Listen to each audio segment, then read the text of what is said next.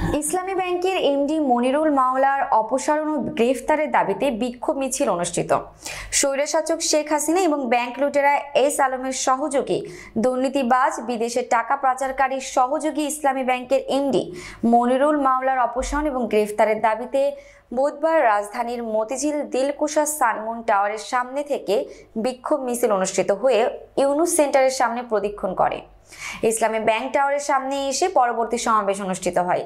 আয়োজনে ইসলামী ব্যাংক গ্রাহক ফোরাম উক্ত সমাবেশে উপস্থিত বক্তারা বলেন,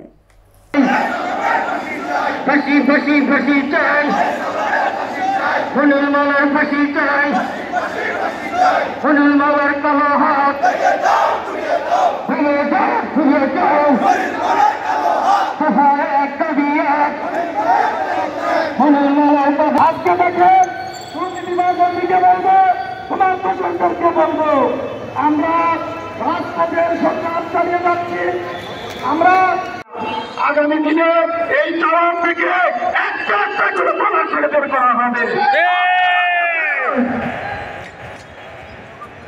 সম্মিলিত জনতা আপনাদের অত্যন্ত সমর্থন প্রদান করে আপনার জনগণ আপনার অফিসার সকল স্তরের মানুষ এই দুর্নীতিবাজ এবং তার দেশের বিরুদ্ধে দেশের বিরুদ্ধে। সুতরাং তাল বাহানা না করে পিছন দরজা দিয়ে পালিয়ে যান।